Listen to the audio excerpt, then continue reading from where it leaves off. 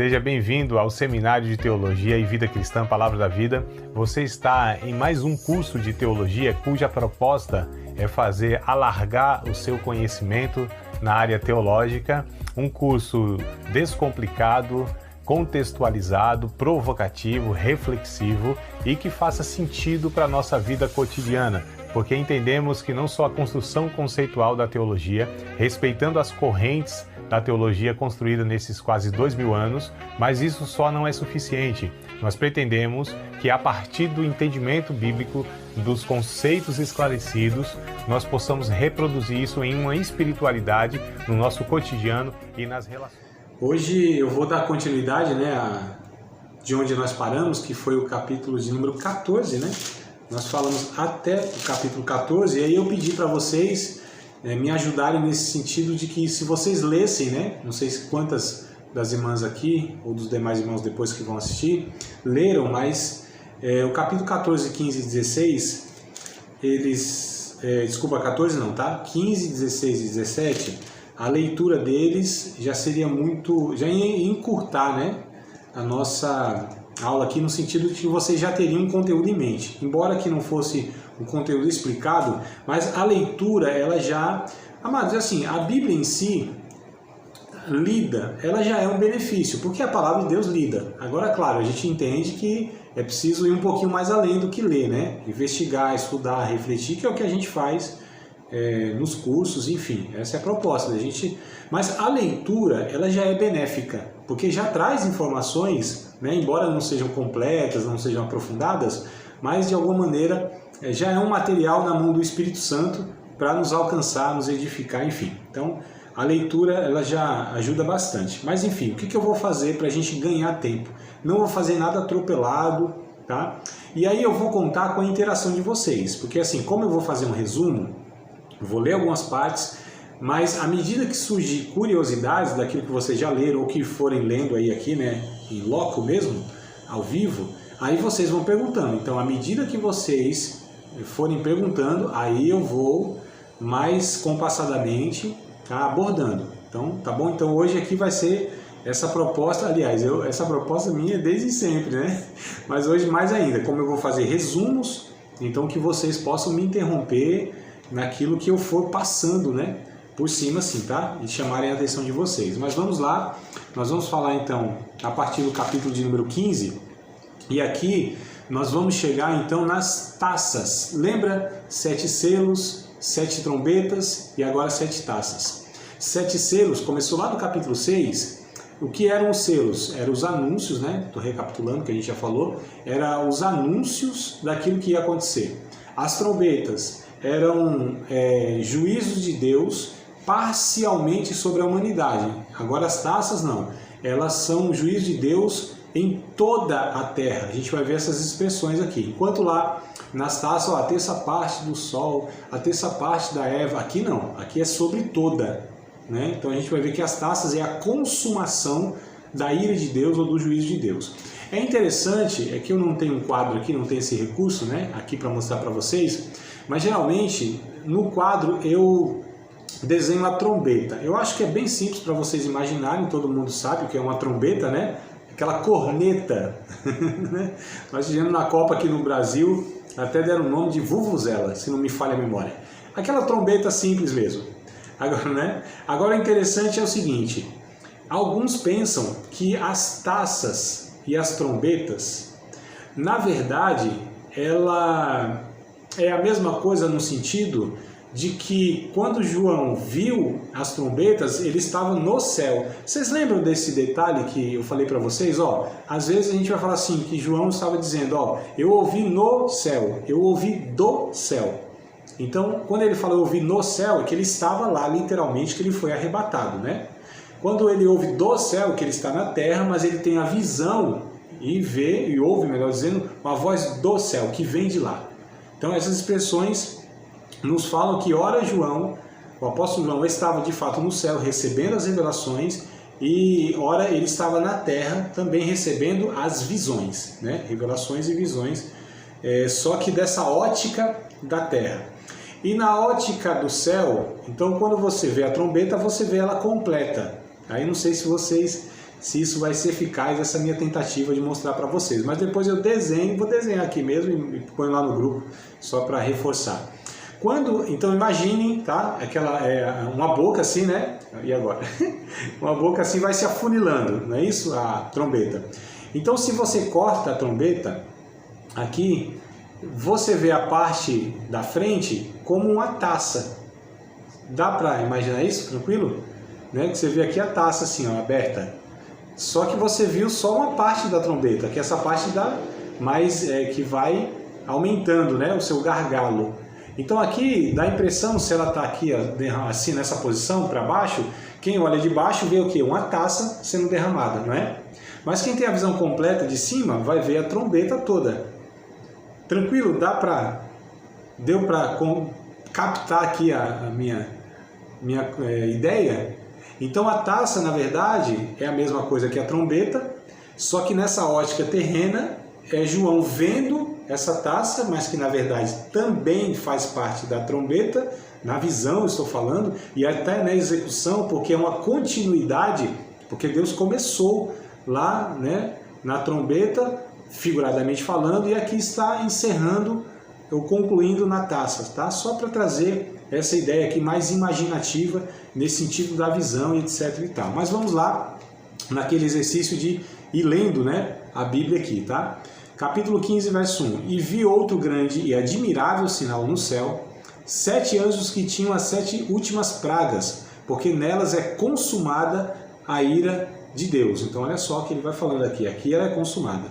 E vi como um mar de vidro misturado com fogo, e também os que saíram vitoriosos da besta, e da sua imagem, e do seu sinal, e do número do seu nome, que estavam junto ao mar de vidro, e tinham harpas de Deus. Então, ó, esse sinal é aquele que nós estudamos na aula passada, que é o 666. Esses aqui que João viu, mar representa nações, tá? Mar de vidro vai representar as nações, os povos, pessoas que são salvas. Quando a Bíblia falar, mais para frente a gente vai ver aqui, mar turbulento, revolto, aí fala das nações, né? Essas nações agitadas pelo pecado e etc e tal. Mas só para falar que o mar, essa figura no livro de Apocalipse representa nações. Então ele vê um mar de vidro cristalizado. E esses que saíram vitoriosos da besta, né, da marca da besta e tudo mais, foram aqueles que passaram pela grande tribulação, que recusaram de fato receberem a marca da besta, aquela coisa toda, né? E aí eles foram martirizados. Então João vê essa multidão aqui vitoriosa, tá? Por isso que é um mar de vidro misturado com sangue, né? Porque eles de fato foram martirizados. Verso 3. Cantavam o cântico de Moisés, servo de Deus, e o cântico do Cordeiro, dizendo: grandes e maravilhosas são as tuas obras, Senhor, Deus Todo-Poderoso. Justos e verdadeiros são os teus caminhos, ó Rei dos Santos. Quem te não temerá, ó Senhor, e não magnificará o teu nome? Porque só tu és santo, por isso todas as nações virão e se prostrarão diante de ti, porque os teus juízos são manifestos. Eles cantavam o cântico de Moisés e o cântico do Cordeiro. Alguns entendem que essa expressão cântico de Moisés e cântico do Cordeiro refere-se ao sacrifício de Cristo, que fez, né, e que faz esses triunfarem sobre o pecado, a besta, o mundo e etc e tal, porque o cântico de Moisés fala da antiga aliança, né, daqueles que cantaram na terra, triunfando, porque foram libertos do Egito. Cântico de Moisés. Lá em Êxodo vai falar que de fato Moisés, né, cantou 2 vezes lá, primeiro na travessia do Mar Vermelho e outra ocasião lá.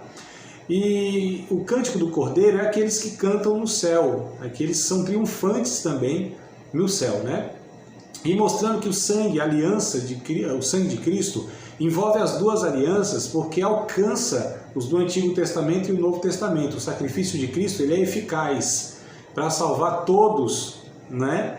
É interessante a gente entender que as pessoas no Antigo Testamento, elas... Aliás, porque assim, André, tem esse negócio de época da graça, não sei se vocês já ouviram, né? Vai acabar a época da graça, né? A gente vive na época da graça, teve a época da lei. Esse é um pensamento e é uma linha teológica que trabalha com o que é denominado de dispensacionalismo. Que isso ensina que Deus foi trabalhando, né, ao longo da história humana em dispensações. Então houve 7 dispensações, tá? Segundo a ótica desses teóricos aí. Você tinha lá a dispensação da inocência, quando Adão não tinha pecado, né? Inocência, não tinha conhecimento do pecado. Aí depois você tem a dispensação da consciência, quando ele teve o conhecimento do pecado, o Adão. Aí você tem a inocência, a consciência, o governo humano, né? Na época lá dos patriarcas, tal, Gênesis ali. Depois você tem governo humano, você tem a lei, né? Moisés. Enfim, você tem várias dispensações que ele chama, tá? As alianças que Deus foi fazendo, né? Então você tem, mais teoricamente, é que eu não vou entrar nesse detalhe, porque eu acho que não é muito relevante para o que a gente está estudando aqui, tá? Faz parte do tema geral, mas para a nossa proposta aqui, acho que não é tão relevante gastar tempo nesse ponto, tá? Então você tem lá a aliança adâmica, edêmica, né, do Éden. Você tem a adâmica em Adão, você tem a noética, né, que é em Noé, você tem a abraâmica, você tem a patriarcal, a mosaica e etc e tal. Então são alianças, dispensações. E aí nessa construção, nessa linha de entendimento, aí você tem a época da lei, você tem a época da graça, que é quando Jesus vem, todos somos salvos pela graça. Mas eu fico me perguntando, em que tempo que Deus não atuou e não salvou pela sua graça? Não existe. Não foi nunca por nenhum outro meio a não ser pela graça, porque a salvação é pela graça. Como foram salvos os irmãos lá, o povo de Deus do Antigo Testamento? Foi pela lei? Não mesmo, porque ninguém conseguiu cumprir toda a lei. E para ser salvo pela lei tinha que cumprir toda a lei. Impossível. Abraão, Isaac, Jacó, Moisés, Elias, Eliseu, ninguém, amados, seres humanos que ofenderam Deus e Davi, qualquer um que a gente pegar, todos pecadores, né? A Bíblia declara isso de uma maneira muito explícita. Então, assim, sempre foi pela graça, sempre foi pela graça por meio da fé, também não era por obras da lei, de rituais, de observância e tudo mais. Então, o que Paulo fala em Efésios capítulo 2, verso 8, sois salvos pela graça, não é pela fé, tá? Sois salvos pela graça por meio da fé. Isso não vem de vocês, vem de Deus, ao meio das obras, para que ninguém se glorie, etc e tal. Então a salvação sempre foi pela graça. Quando a gente lê Hebreus capítulo 11, se não me falha a memória, verso 13, deve ser 13, tá? 11 e 13 de Hebreus, vai dizer que todos eles, referindo-se aos antigos, eles morreram na fé. Olha só, confessaram que eram peregrinos na terra, abraçando essa esperança, né? Quando Jó, por exemplo, que é um cara que está lá no comecinho da Bíblia, eu digo historicamente, né? Na Bíblia aqui está no meio, que é do lado de Salmos, mas ele é contemporâneo de Abraão, que está lá no capítulo 11, capítulo 2 de Gênesis. Então, Jó é um cara que está lá no começo da história humana, ou bem ali próximo. E aí ele diz, olha, eu sei em quem tenho crido, ele diz, eu sei que o meu Redentor se levantará sobre a terra, né? Então ele vai falando sobre essa esperança futura, sobre o seu Redentor. Os profetas, como diz Pedro na sua primeira carta no capítulo 1, verso 11, alguma coisa assim, ele vai dizer que o Espírito de Cristo estava nesses profetas, falando a respeito do Evangelho e do próprio Cristo, que ele chamava de Messias, né? Então o Antigo Testamento e o Novo Testamento, todos são salvos pela graça, pelo sangue de Cristo, pela obra de Jesus na cruz do Calvário. Então aqui aparece esse termo, eles cantavam o cântico de Moisés e o cântico do Cordeiro. Os que cantaram na terra o cântico de Moisés pela libertação e os que cantavam o cântico do Cordeiro pela redenção ou pelo resgate, né? Então a gente vê esse cenário da salvação sendo consumada, anunciada e celebrada na eternidade, né? Mas vamos continuar no verso 5, aqui, ó. E o verso 5, quando diz assim, depois disso o quê?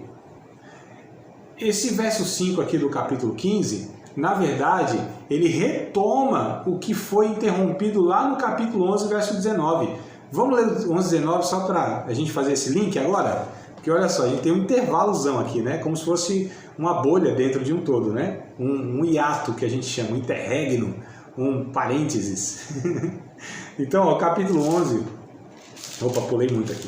11 e 19 diz assim: e abriu-se no céu o templo de Deus, e a arca do seu concerto foi vista no seu templo.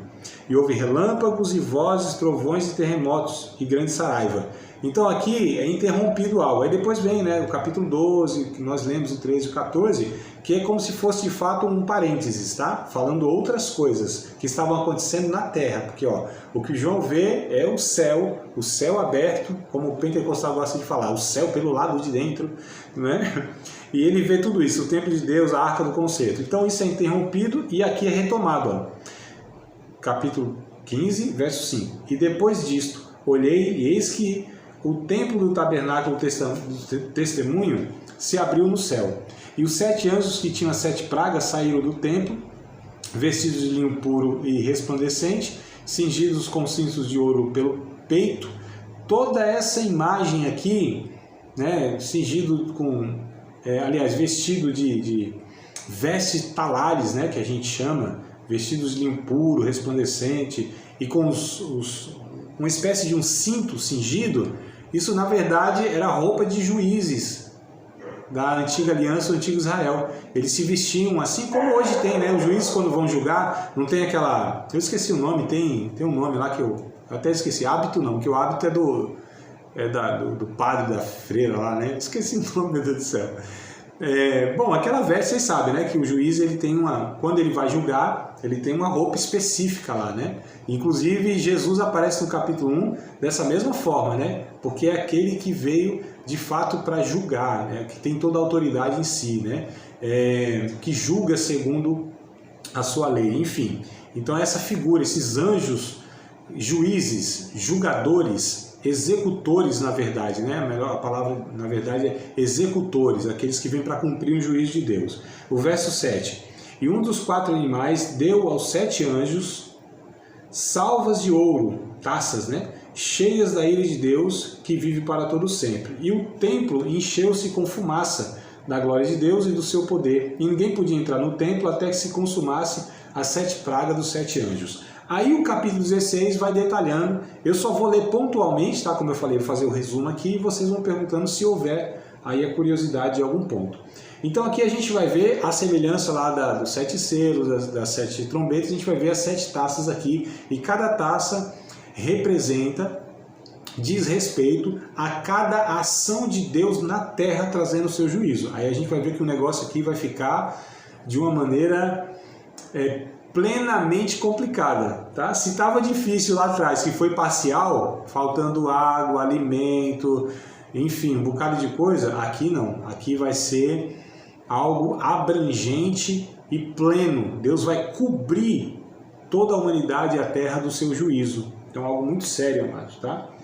E ouvi, capítulo 16, verso 1, e ouvi, vindo do templo, uma grande voz que dizia aos 7 anjos: ide derramai sobre a terra 7 taças da ira de Deus. E o verso 2 começa: e foi o primeiro, e derramou a sua taça sobre a terra, e fez uma grande e maligna, uma chaga má e maligna nos homens, que tinham o sinal da besta e adoraram a sua imagem. Então olha só, e a gente percebe aqui, ó, são todos aqueles que se revoltaram contra Deus, todos aqueles que seguiram o anticristo, todos aqueles que rejeitaram a última oportunidade de Deus de se arrependerem e de serem salvos. Então olha como Deus, ele foi até o limite que ele estabeleceu para salvar os homens, né? E como ele usou inclusive suas punições, seus castigos, né? E todas essas questões para ver se o homem despertava dessa rebeldia. Mesmo assim, como a gente já leu em aulas passadas, eles blasfemavam mais de Deus, eles rejeitavam, endureciam mais o seu coração, apesar de todo o sofrimento, né? Então aqui o negócio vai intensificando, ó. Então esses que adoraram a besta, a sua imagem, eles vão recebendo aqui de Deus esse castigo porque rejeitaram o amor da verdade, né? Então a primeira coisa vem doenças, tá? Chagas, né? Malignas. Alguns pensam que pode ser úlceras, câncer, enfim, uma série de questões, tá? E isso fala assim: nossa, André, mas isso é muito cruel, né? Deus não é amor? A gente fala, como que Deus vai fazer um trem desse, né? Deus não é amor? As pessoas, elas elas não entendem que a santidade de Deus tem que punir o pecado e a injustiça, né? Nós temos essa noção, nós somos gente injusta, gente má, e a gente sabe que para o mal precisa ter uma punição, que é um freio mínimo para mostrar para as pessoas que... A gente ensina isso desde pequeno para os nossos filhos, não é isso, amado? Então fez alguma coisa errada, vai ser castigado de alguma maneira, porque a gente precisa... A Bíblia, ela diz, por exemplo, que o Estado não pune em vão. E a gente não teme o Estado se a gente faz o que é certo. Então, para quem são as leis e a punição? Para quem fez coisas injustas, erradas, prejudicou o coletivo. É punido. Isso é uma base de justiça mínima que se tem. Se não, mas imagina, se não houvesse esses freios sociais. Imagina, se com esses freios, com punição, com toda a consequência, prisão e etc e tal, já é do que é, já é como é, imagina se nós não tivéssemos. Então aqui Deus é só retribuindo justamente o mal que essas pessoas fizeram. E qual foi o mal que essas pessoas fizeram? Não aceitarem a bondade e a salvação de Deus pelo seu Filho, amado. Serão punidos porque rejeitaram a salvação de Deus, não quiseram. Esse Deus amoroso apresentou o seu amor e disse, olha, eu quero salvar vocês. Mas Deus salva quem quer, quem reconhece. E quem não reconhece, existe consequências para a sua rejeição, né? Que é a própria sequela do pecado que entrou num homem, que é a morte. É simples assim, o salário do pecado é a morte, o dom gratuito de Deus é a vida eterna por Cristo Jesus. Verso 3. E o segundo anjo derramou a sua taça no mar, que se tornou em sangue como de um morto, e morreu no mar toda a alma vivente. Então preste atenção aqui, ó, toda a alma vivente, né? Lá diz que os homens receberam a punição sobre toda a terra, todo o mar, toda a alma vivente. Então a gente percebe que o negócio aqui já é planificado. Verso 4. O terceiro anjo derramou a sua taça nos rios e nas fontes das águas, e se tornaram em sangue. E ouviu o anjo das águas que dizia, justo é, Senhor. Então olha como é frisado a questão da justiça de Deus, como Deus está fazendo o que é justo.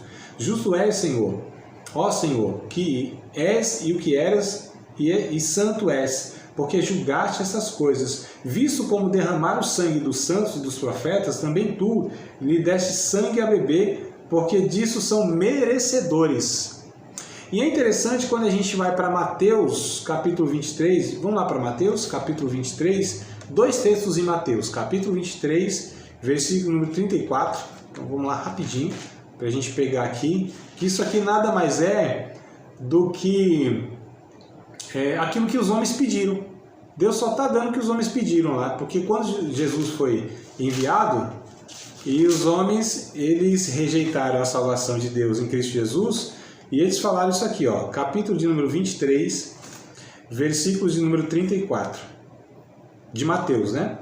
Portanto, eis que eu vos envio profetas, sábios e escribas, e a um deles matareis e crucificareis, e a outros deles açoitareis nas vossas sinagogas, e os perseguireis de cidade em cidade. Esse texto aqui, Jesus vai mostrando aos judeus, aos líderes religiosos na época, que Deus foi em toda a história enviando profetas, enviando ensinadores, enviando sacerdotes, enviando pessoas para anunciar a respeito do amor de Deus, do desejo de Deus salvá-los.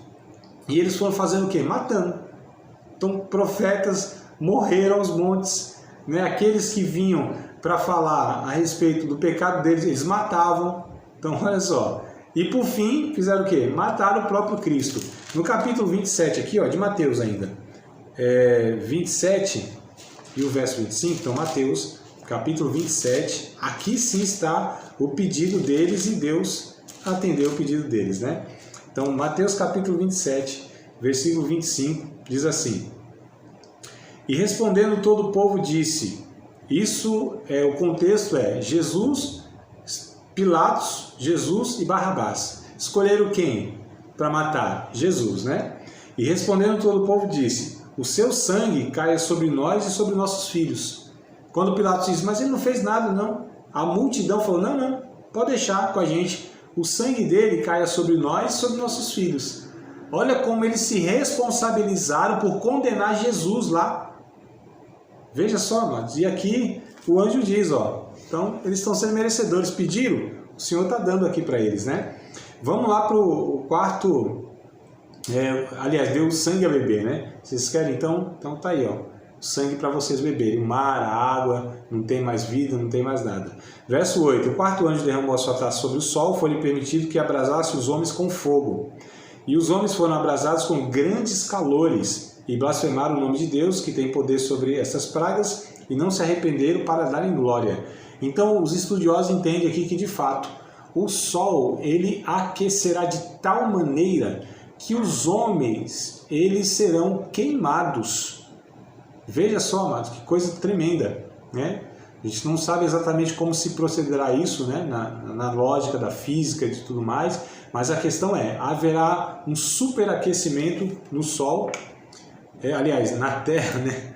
O Sol não vai aumentar o calor dele, o calor do Sol é aquele. Mas a gente sabe, né, que se a Terra tiver alguns milímetros de inclinação assim, ó, para o lado do Sol, a temperatura já sobe absurdamente. Se houver uma inclinação para longe do Sol assim, ó, isso aqui já congela. Olha como Deus criou o cosmos com a sincronia e uma harmonia absurda. Que a Terra, porque a gente já aprendeu lá na escola, lembra? 5º ano, 6º ano, amadas? Né? Fazer aí uma breve retrospectiva, pouquinhos anos lá para trás, na escola no 5º ou 6º ano, sobre o eixo imaginário que há na Terra, porque ela é inclinada, né? Ela tem uma inclinação, e essa inclinação, se fosse um pouquinho para cá, como eu falei, a Terra ia superaquecer, se fosse para cá, congelava, né? E aqui não se sabe o que Deus exatamente fará, mas possivelmente, quem sabe, alterará essa inclinação e o Sol, então vai fazer isso, queimar os homens, tá? E mesmo assim eles não se arrependem, blasfemam de Deus e tudo mais. Então, grandes calores, olha como essa terra vai ficar sem água, sem alimento, com doenças, os demônios para lá e para cá atormentando todo mundo de uma maneira muito mais intensa e explícita. E também haverá aqui quase que uma estufa insuportável, né? O ambiente. Imagine, um deserto do Saara assim, ó, direto, sem parar, dia e noite. 60, 70, 80 graus, sei lá. Sem água para beber, detalhe. Verso 10. E o 5º anjo derramou a sua taça sobre o trono da besta, e o seu reino se fez tenebroso, e os homens mordiam a língua de dor.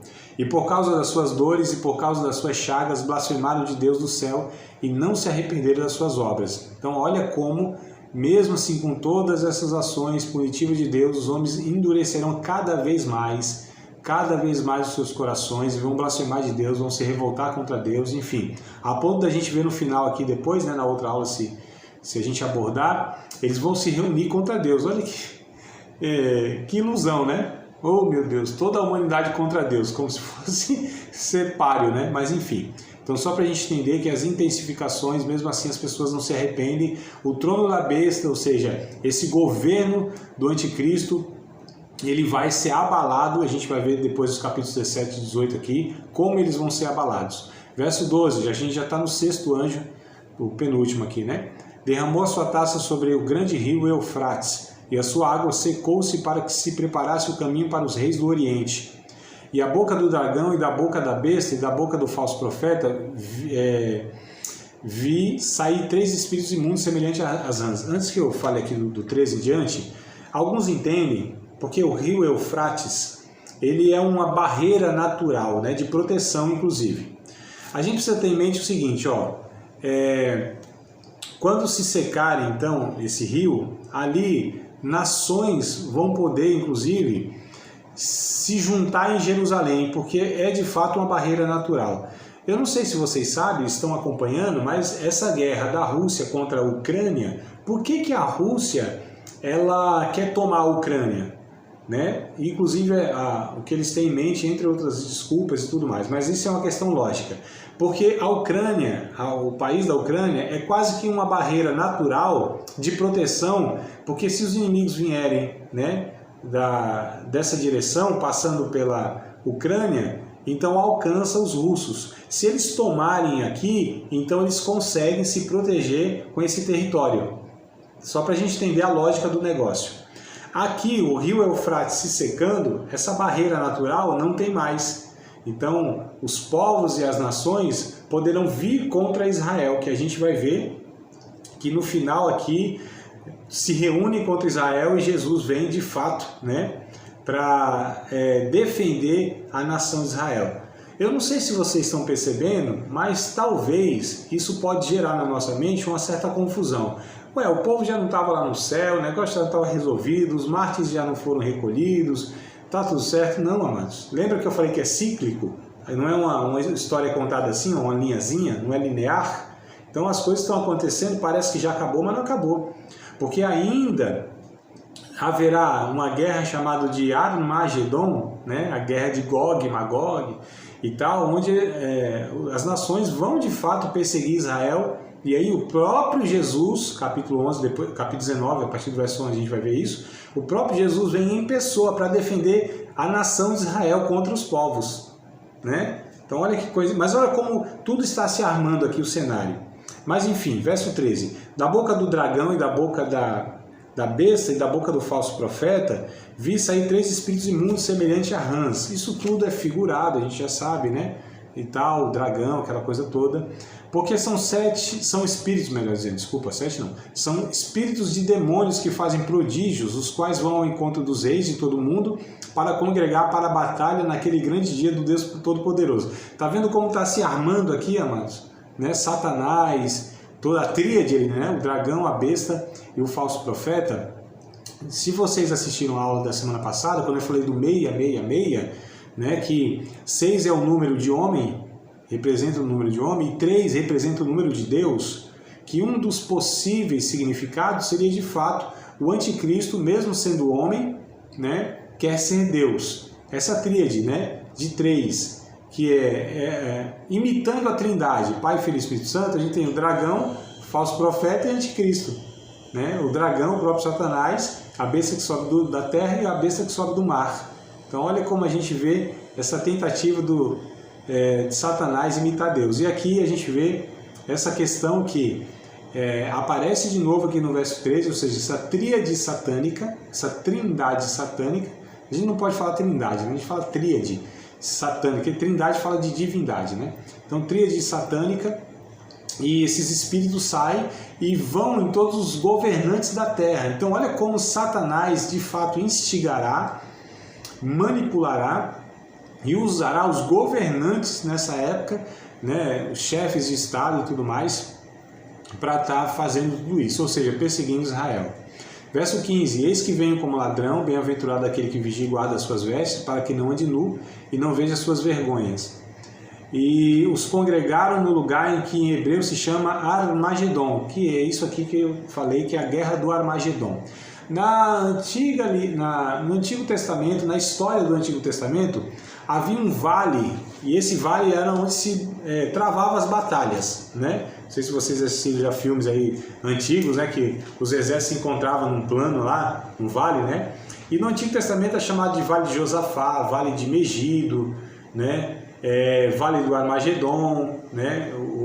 O Guiena, né? Que inclusive aqui o Apocalipse vai pegar Vale do Geinom, e aí isso foi evoluindo para Guiena, que no Novo Testamento, no grego, refere-se ao lago de fogo, né, a condenação eterna e tudo mais. Enfim, só para a gente entender a evolução do pensamento, das palavras e tudo mais. Mas o Vale do Armagedon, ou Vale de Josafá, é onde se travavam as batalhas. Então, por isso que aqui é chamado da guerra, né, ou lugar que em hebreu se chama Armagedon, tá? Verso 17, o 7º e último anjo derrama a sua taça no ar. E saiu grande voz do templo do céu, do trono, dizendo, está feito. E houve vozes e trovões e relâmpagos, e um grande terremoto como nunca tinha havido desde que há homens. Este terremoto, né, tão grande terremoto. Então, olha só, há 5 terremotos aqui no livro de Apocalipse, 5 terremotos, que é narrado, né? Sendo que este aqui é o principal e é o maior. O próprio texto vai dizendo, nunca houve um terremoto em toda a história da humanidade como esse. A ponto de, olha só, verso 19, a grande cidade fendeu-se em 3 partes. A grande cidade refere-se a Jerusalém. Todo mundo foi atingido pelo terremoto, irmãos, todo mundo. Imagina um terremoto de escala mundial. Se um terremoto atinge lá um país, né, numa área, destrói tudo, imagina a escala mundial. Esse terremoto, então, ele tem essa escala mundial, né? Onde atinge toda a humanidade. E o verso 19, como eu li aqui, refere-se a Jerusalém, tá? A nação, né, de Israel e a Jerusalém, porque diz assim, ó, e a grande cidade fendeu-se em três. Então, essa grande cidade refere-se a Jerusalém, né? E as cidades das nações caíram, e da grande Babilônia se lembrou Deus para lhe dar o cálice do vinho da ira da sua ira. Então aqui a gente tem a expressão a grande cidade, referindo-se a Jerusalém, Babilônia, todo o sistema, né, que a gente vai ver aqui no capítulo 17 e 18, todo o sistema que se formou, o sistema político, econômico e o sistema religioso, né, que é o anticristo que foi estruturando tudo isso aí. Esse sistema injusto contra Deus, que já existe hoje, quando o texto de 1 João, lá no finalzinho da sua primeira carta, se não me falha a memória, capítulo 5, né, vai dizer que o mundo jaz no maligno. Então, que mundo é esse que jaz no maligno? Que já está no maligno? Esse termo jaz, esse verbo jaz, ele é usado somente referindo-se a morto, né? Então, jazigo, né? A jazida, né? Jaz no maligno. Então, olha só como João usa o verbo, né? Esse mundo que está morto, esse sistema, mundo, ele refere-se a sistema. Mundo no Novo Testamento refere-se no mínimo a 3 ou 4 significados, né? Deus amou o mundo, né? O mundo jaz no maligno, o Deus deste mundo. Então, tem mundo como cosmo mesmo, criação, enfim. Mas aqui o texto de 1 João, o mundo jaz no maligno, é o sistema governado, influenciado, nutrido por Satanás, tá certo? Esse é esse significado do mundo aqui, que já está no maligno. Então, esse sistema, né? Então, que aqui é chamado de Babilônia, tá? Porque a antiga Babilônia, né? A aula passada acho que eu pontuei isso, a antiga Babilônia era de fato essa cultura e esse império que trouxe muito paganismo, feitiçaria, enfim. Então, pego esse exemplo do Antigo Testamento para falar quais vão ser as características, né, dessa sociedade nos últimos tempos comparado à Babilônia. Então, verso 20, toda a ilha fugiu e os montes não se acharam. Então olha só, mas a terra foi destruída num terremoto, ficou apenas Jerusalém. Alguns até falam que sobrou 3 montes, né, que a terra foi fendida em 3, não é isso? Monte Calvário, Monte das Oliveiras e o Monte Moriá. Isso é um pensamento, tá? A Bíblia não fala isso diretamente, mas é um pensamento de alguns, né? Inclusive representando a Trindade. Monte Moriá, né, onde o filho foi sacrificado ao pai, mas é onde Abraão estava. O Monte das Oliveiras representando o próprio Espírito Santo e o Monte Calvário representando o filho, né? Alguns pensam, tá? Isso não é uma afirmação, isso não é doutrina, é só para a gente pensar aqui que, olha, que possivelmente pode ter esses significados e como tudo aqui representa algo, né? Não tem nada em vão. É claro que a gente não vai buscar pelo em ovo, né, amados? Então, como eu falei, eu não sou tão corajoso de afirmar coisas que eu não tenho certeza, né? Então, tem uns que pensam que são sábios para falar um monte de coisa, explicar um monte de coisa. Eu falo que são mais corajosos do que sábios, porque tem que ter muita coragem de afirmar aquilo que a Bíblia não fala, né? Mas como eu sou meio covarde, eu vou na simplicidade e aquilo que eu tenho segurança, aí eu falo, é isso mesmo e tal, mas enfim, vamos lá. Verso 21, para encerrar aqui o capítulo 16. Sobre os homens caiu do céu uma grande saraiva, uma grande chuva, pedras de um peso de 1 talento. 1 talento é mais ou menos 35 a 36 quilos. Vocês imaginam pedras chovendo de 35 quilos? Esse granizo que pesa não sei nem quantas gramas aí, né, em média. Mas aquelas pedrinhas de gelo assim, ó, caindo no carro, na cabeça, o negócio já, né, destrói telhados e tudo mais, dependendo. Imagina pedras de 35 quilos. Então vai chover, né, vai ter chuva de pedras de 35 quilos aqui. E os homens blasfemaram de Deus por causa da praga da saraiva, porque a sua praga era muito grande. Então a gente vem encerrando o capítulo 16, que é essa execução dos juízes de Deus. Então Deus está executando os juízes de Deus. Capítulo 17 e 18 vai falar para nós agora desse sistema. Então olha só, não acabou de novo aqui? As pragas, já matou todo mundo, e desgraçou tudo, chuva de pedra que é para acabar com tudo mesmo. Então acabou tudo, né? Então olha como vem outro ciclo, né? Falando agora sobre os sistemas, como a gente vai falar. A queda de Babilônia aqui, que vai falar, né? Essa visão da grande prostituta sentada sobre a besta, que é o capítulo 17. O capítulo 17 vai falar sobre o sistema religioso mundial, tá? Então, se vocês quiserem anotar, o capítulo 17 vai falar sobre o sistema religioso mundial. E veio um dos 7 anjos que tinha 7 taças e falou comigo dizendo-me: vem, mostrar-te-ei a condenação da grande prostituta que está assentada sobre muitas águas. Lembra das águas, o simbolismo? Sobre muitas nações. Prostituta, mulher sentada sobre as nações, né, representa de fato aí uma nação que predomina, ou esse sistema aqui. Verso 2, com a qual se prostituíram os reis da terra. A religião, desculpa, né, eu não detalhei isso, talvez gere uma confusão. A mulher representa aqui uma religião. Geralmente a prostituição refere-se à relação, não questão física, tá? Isso é bem pontual na Bíblia. No Antigo Testamento tinha muitas dessas metáforas, né? As pessoas se prostituíram, mas não é que dizia da questão física, tá? Mas a relação com religiões pagãs. Essa prostituição, o povo era infiel, né? Deus o esposo, o marido fiel e a mulher prostituta, e é aquela questão toda. Então é nesse simbolismo aqui, tá? Então, com o qual se prostituíram os reis da terra, os que habitam na terra se embebedaram com o vinho da sua prostituição. E levou-me em espírito a um deserto. Verso 3. E vi uma mulher assentada sobre uma besta, de cor escarlate, vermelha, né? Que estava cheia de nomes de blasfêmia e tinha 7 cabeças e 10 chifres. A gente vai ver aqui que esses 7 cabeças e 10 chifres é explicada no texto. Então eu vou direto no texto aqui, nos versículos, que vai trazendo as explicações, tá bom? Para a gente encurtar o caminho, como eu falei, né? Para a gente não ir lendo tudo e tal. Mas eu só quero ler aqui mais o verso 4 e o 5, tá? E aí a gente já pula para as explicações do que são as 7 cabeças e os 10 chifres. Então, verso 4 e 5. E a mulher estava vestida de púrpura e de escarlata, adornada com ouro, pedras preciosas e pérolas, e tinha na mão um cálice de ouro cheio das abominações e da imundícia da sua prostituição. E na sua testa estava escrito o nome, Mistério, a grande Babilônia, a mãe das prostituições e abominações da terra. Então, olha só essa visão. Então, a gente vai ver aqui o que significa, o que é de fato, né?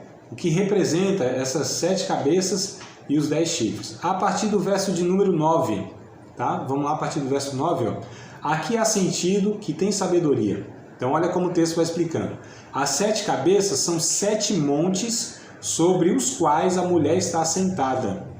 As 7 cabeças são 7 montes a qual, né? Ou os quais, os montes, a mulher está assentada. Então é interessante que a mulher, que é essa religião, ela tem, por assim dizer, um local, não é sede, né? Mas para a gente entender, é dali que ela governa o mundo, tá? Ou seja, essa religião prostituta pagã, simbolizada pela mulher. Tem 7 montes. Alguns falam que o lugar, possivelmente geográfico, talvez será a Itália. Porque a Itália, ela está fundada em 7 montes, na verdade, né? Não vou lembrar o nome deles agora, Capitolino, Aventino, Quirinal, Viminal, Coelho, enfim, são 7 montes lá, tá? Que a Itália, ela é edificada, por assim dizer, né? Então alguns falam, ó, é da Itália que isso vai acontecer. O local para nós não é determinante, não é a questão. É igual alguns falar, vai vir lá da China, porque esse texto aqui vai falar de tal país, Rússia também, não sei o quê. Isso não importa muito, amados, tá? Importa é que haverá o fato, e os detalhes às vezes a gente não consegue de fato, e não é o mais importante gastar tempo nisso. Aqui para nós que estamos com pouco tempo, então nem se fala, né? Então vamos lá, verso 9 já vai falando que essas 7 cabeças então são 7 montes, né? 7 cabeças são 7 montes. Verso 10. E são também 7 reis. Ó, são 7 montes e são 7 reis, tá? 5 já caíram. Então olha que coisa curiosa. Fala do futuro, mas fala do passado. Lembra da profecia, do texto lá do capítulo 12, que também tinha essa mesma conotação ou característica? Uma profecia que falava lá de trás, né, de Jesus, o menino e tal, a mulher que deu a luz ao menino, mas também fala de um futuro. Aqui também é essa profecia que vai nas duas direções, né? Isso é bem raro. Talvez haja, há outros casos na Bíblia, no Antigo Testamento, mas é bem raro essa questão de que uma profecia fala do passado e fala do futuro. A grande maioria do Antigo Testamento fala do presente e futuro. Agora essas duas aqui de Apocalipse, o 12 e o 17, fala de um passado e de um futuro. Esses são também 7 reis, a gente está falando das 7 cabeças, né? 5 já caíram. Quais foram os que caíram? Está falando aqui de impérios. Caíram o Egito, a Síria, a Babilônia, Medo-Pérsia e Grécia. 5 impérios que existiram no mundo e caíram. É o que João está relatando aqui. Um existe. Qual é que existia na época de João? Roma, o Império Romano. Então, são 6. Outro ainda é vindo, que seria o 7º. E quem é esse 7º que está vindo? É esse governo do anticristo, na forma, né, de Roma, tá? Outro antigo império romano da sua forma, 7. E ele fala aqui, ó, outro ainda é vindo, e quando vier, convém que dure por um pouco tempo. É esse governo do anticristo, esse império do anticristo, que vai durar pouco tempo, mas em escala mundial, como foram os outros para trás, os outros 6, né? Egito, Assíria, Medo-Pérsia, Babilônia e tal, Grécia e Roma, tá? Então ele já vai explicando aqui, ó. E a besta que era e já não é ela também o 8º, e é do 7, e vai para a perdição. Fala, nossa, que bagunça é essa? Vamos lá voltar para Daniel, nosso Danielzinho que foi esquecido, né? Foi falar do Daniel lá nas 2 primeiras aulas e agora esqueceu o Daniel. Vamos para o Daniel capítulo 7, só para a gente fazer esse link aqui, ó. Daniel capítulo 7, verso 24. Rapidinho, voltar no Antigo Testamento, no livro de Daniel, capítulo 7, verso 24, só para a gente ver aqui, olha como, de fato, né, Deus lá da Antiga Aliança, desde o profeta Daniel, já estava falando sobre isso que ia acontecer aqui. Não é nada por acaso, as coisas não estão acontecendo e Deus assim, não. Isso aqui já tudo por Deus é conhecido desde sempre. Capítulo 7 de Daniel, verso 24. E quanto às 10 pontas daquele mesmo reino, se levantarão 10 reis, e depois deles se levantará outro, o qual será diferente dos primeiros, e abaterá os 3 reis. Então olha só como dos 7, opa, que coisa boa, a irmã Eliana voltou agora, a filha estava grande lá na cantina, né? Aí ela conseguiu pegar o lanchinho dela e veio rapidinho aqui, ó. Tá batendo na porta. Então vamos lá para a gente não perder o fio da meada aqui, tá? Então o verso de número 11 aqui vai falar que há esse que veio do 7, né? Ou seja, desse último império aqui, e ele é esse 8º, que é o anticristo, tá? Verso 12, olha como vai explicando. Então a gente falou sobre as 7 cabeças, agora os 10 chifres. Os 10 chifres que vi são 10 reis, que ainda não receberam o reino, mas receberão poder como reis por 1 hora, juntamente com a besta. Ou seja, essa 1 hora fala que é algo muito breve, né? Uma semana é um período, né, maior. Fala de anos e tal. Aqui 1 hora, então fala de um período breve, tá? Não sabe exatamente, mas é um período breve que esses 10 reis receberão, que é representado pelos 10 chifres. E a gente precisa entender que os chifres são representações de poder ou poderes, né?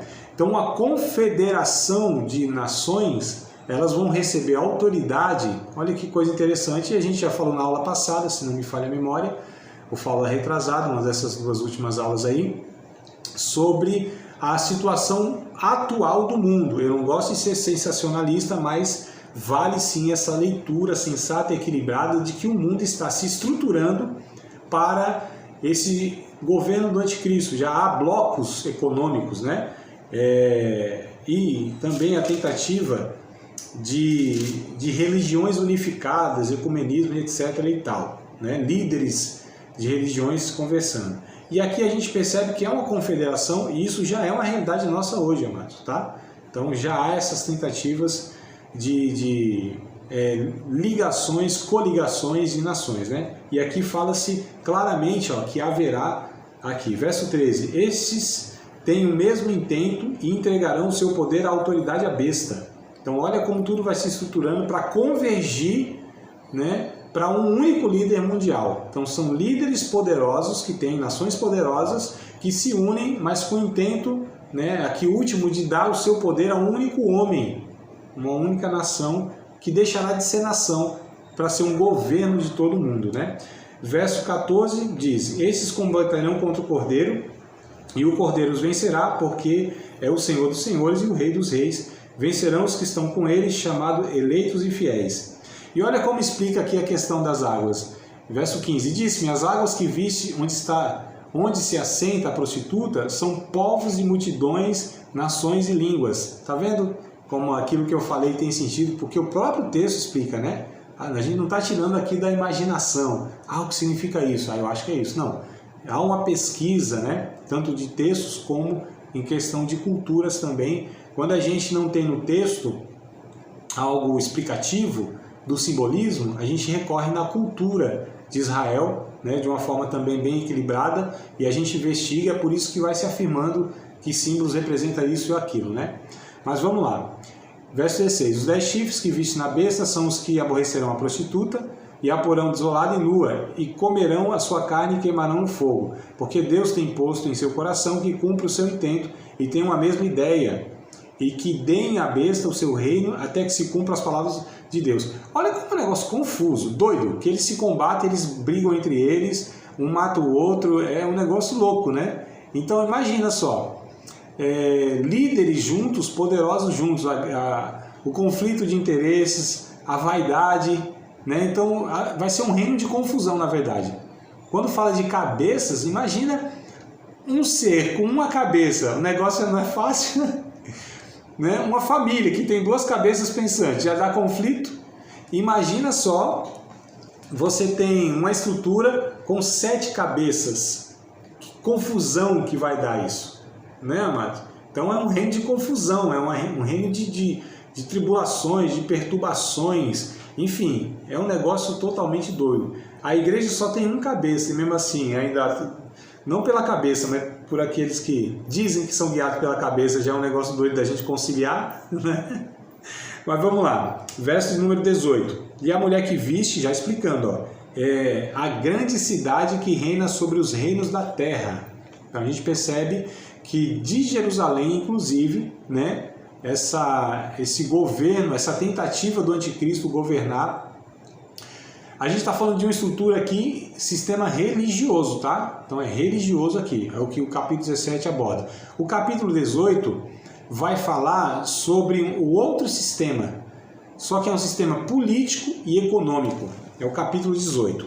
Eu vou encurtar aqui, não vou ler como a gente leu aqui, eu vou ler só o verso 1 e o 2, e depois eu vou pulando aqui alguns textos aqui, tá? Alguns versículos no texto, melhor dizendo. Então, capítulo 18, verso 1 e 2. Depois dessas coisas, vi descer do céu outro anjo que tinha grande poder, e a terra foi iluminada com a sua glória. E clamou fortemente com grande voz, dizendo: caiu a grande Babilônia e se tornou morada de demônios, e abrigo de todo espírito imundo, e refúgio de toda ave imunda e aborrecível. Então, olha só, a grande Babilônia caiu no sentido de que, de fato, foi destruído esse sistema, essa estrutura religiosa, isso ruiu, tá bom? E aqui é denunciado que tem outro sistema político e econômico que eles eram ligados de alguma maneira, mas eles caíram também.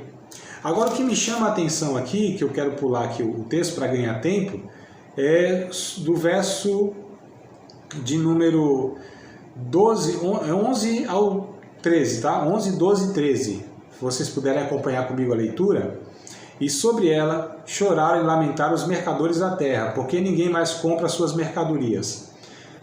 Mercadorias de ouro, de prata e de pedras preciosas, de pérolas e de linho fino e de púrpura, de seda, de escarlata, toda madeira odorífera, e todo vaso de marfim, todo vaso de madeira preciosíssima, de bronze, de ferro, de mármores. Aqui complica a minha vida também, né? Essas palavras aqui, eu vou falar língua estranha daqui a pouco. Meu Deus do céu. Cinâmomo, cardâmomo, perfume, e mirra, incenso, e vinho, e azeite, e flor de farinha, e trigo, e cavalgaduras, né, animais, né? Cavalos, e ovelhas, e mercadorias de cavalos e de carros. Isso que me chama a atenção. E de corpos e de almas de homens. Vai falar de um sistema político, econômico, caiu, ruiu tudo isso, ou seja, o mercado já não, mas é algo que favorece as nações, o negócio está destruído, desmontou, a economia foi abalada mundialmente, a gente sabe muito bem, né, o que isso causa na vida das pessoas, né, quando a economia oscila, e aqui foi destruído todo o sistema que o mundo estava apoiado. Amados, hoje a humanidade está apoiada numa economia. Afeta todos os aspectos da vida do ser humano a economia. É um negócio terrível que nós criamos, né? Inclusive é um sistema que destrói vidas em todos os sentidos possíveis, escraviza vidas. E como eu falei aqui, o que me chama a atenção é o finalzinho do verso 13, que entre as mercadorias, entre cavalo, entre comida, entre eletrodoméstico, entre computadores, entre todo tipo de consumo humano, estão o consumo de corpos, de almas de homens, de corpos e de almas de homens. Olha que coisa assustadora. Dá pra gente imaginar que o ser humano, ele vai ser tão perverso, tão afastado de Deus, que entre você comprar uma pizza e comprar o corpo de uma pessoa, comprar um hambúrguer e comprar um escravo, e é possível que voltará aqui, ó, né, o comércio de escravos. Gente como sendo mais uma mercadoria como qualquer outra. Olha que coisa assustadora, amados, amadas. Hoje nós temos, de fato, o tráfico de pessoas. Nós temos o tráfico humano. Ainda nós temos trabalho escravo. Ainda nós temos hoje essas questões que a gente pensou que tinha deixado para trás. Ainda tem. Velado, tudo, mas tem. O tráfico humano é uma coisa absurda que nós temos. O tráfico infantil é uma coisa absurda que nós temos. O trabalho escravo é uma coisa absurda que nós temos no nosso país, inclusive. Aqui em Minas, no ano passado, aqui pertinho da gente, né? Tanto quem está em São Paulo, Rio ou aqui em Espírito Santo, Minas está aqui do nosso lado, nosso vizinho. Quem está na Bahia também, tudo aqui, né? Minas está no miolozinho aqui desses estados. Foi-se recuperado, agora eu esqueci, mas foi um monte, milhares de pessoas em estado de trabalho escravo, análogo à escravidão. Então, olha que coisa terrível aqui. E hoje, se a gente pensar um pouquinho, as pessoas muitas vezes são vistas como negócio. E no sentido religioso, eu já vi, infelizmente, eu tive o desprazer de ter esse conhecimento. Pessoas são famosas, hein? Não vou falar nome por questão de ética, né? Não é o caso aqui. Mas vendeu a igreja com as cabeças dentro, irmão. Pessoas, né? Eu digo assim, porque tipo assim, ó, o ministério aqui, nós temos um ministério, um prédio de 2 andares, você tem, né, você tem instrumentos aqui e tal, um patrimônio, tá certo? Isso pode ser vendido. Depende, né, da ocasião, pode ser vendido, depende da ocasião, pode ser vendido. Mas foi vendido com os membros juntos. Porque aqui nós temos 800 membros, tantos dizimistas, então isso conta no negócio. Olha que coisa absurda. Fora quando o líder religioso, ele vê as pessoas como de fato número e renda, né? Tanto é que a gente precisa multiplicar porque a gente precisa de renda. E você trabalha essa questão de dinheiro e gente quase como se fosse a mesma coisa, o mesmo valor. Então olha que coisa absurda esse sistema que agora a gente está vendo aqui, que ele é político e econômico, mas ao mesmo tempo envolve vidas como sendo parte de produto. No mundo capitalista, nós valemos o que temos na ótica daqueles que não servem a Deus, não é? Então as pessoas valem pelo que elas têm, possuem. Os bens das pessoas, muitas vezes, é que diz que valor que essa pessoa tem, como ela vai ser tratada e reconhecida. Veja, amado, isso aqui é resultado do afastamento de Deus. E nós não podemos jamais, né, aceitar isso, mas combater quando isso é identificado. Então a gente vê de fato que há essa estrutura que foi também ruída, essa estrutura que também ela caiu, não permaneceu, porque ela foi julgada por Deus. Esse sistema político e econômico, né? Político e econômico estão ligados, eles são inseparáveis, mas o grande problema também aqui, que agrava, o problema agravante é quando o religioso, eles se fundem, né? Não sei se eu falei isso na aula passada com vocês, foi em outra turma, em outro curso aqui, mas eu temo muito o que a gente está vivendo hoje, porque o que nós estamos vivendo hoje é que já foi vivido na história, e a história comprovou que nunca deu certo, que é a união da igreja com o Estado. Temos um crente no poder, temos um político crente. Quando você separa essas coisas e são esferas diferentes, não tem problema um discípulo de Cristo ter uma profissão, que não é nem profissão, infelizmente, né? Não há uma exigência mínima para o cara assumir lá um cargo público dessa natureza, mas enfim, não tem problema nenhum, porque na Bíblia a gente já viu, a gente viu José lá no Egito, a gente viu o próprio Daniel, né, como estadista, enfim, outros mais no Novo Testamento, que são homens de Deus, gente, né, e é bom porque eles trazem justiça social, equilíbrio social, coerência, sanção da terra ali também precisa, mas quando se confunde essas coisas, nunca deu certo, mas nunca, em toda a história da humanidade, quando a gente vê a religião, ela se aproximando do poder estatal. E isso acontece aqui, ó, tá tudo fundido, é uma coisa só, né? Então é um grande problema que nós enfrentamos e nos últimos tempos é isso aqui, que não vai dar certo, nunca deu certo e que vai ser por Deus julgado, porque as coisas elas foram se estruturando a ponto de destruírem a humanidade, a imagem de Deus ela vai sendo destruída por conta de colocar inclusive as pessoas como sendo a mercadoria, né? Então esse sistema religioso, político e econômico, sistema injusto, ele é destruído e julgado por Deus. Pode participar de mais uma aula de um dos nossos cursos do Seminário de Teologia, Vida Cristã, Palavra da Vida. Espero que tenha te abençoado, não só alargado o seu conhecimento teológico, mas que tenha também atingido o teu coração para que você possa, a cada dia mais, reproduzir a vida de Deus nas suas relações cotidianas. Se você ainda não é aluno oficial de um dos nossos cursos, se inscreva aqui no contato que vai aparecer do WhatsApp, também nos siga nas redes sociais, se inscreva no nosso canal, compartilhe à vontade e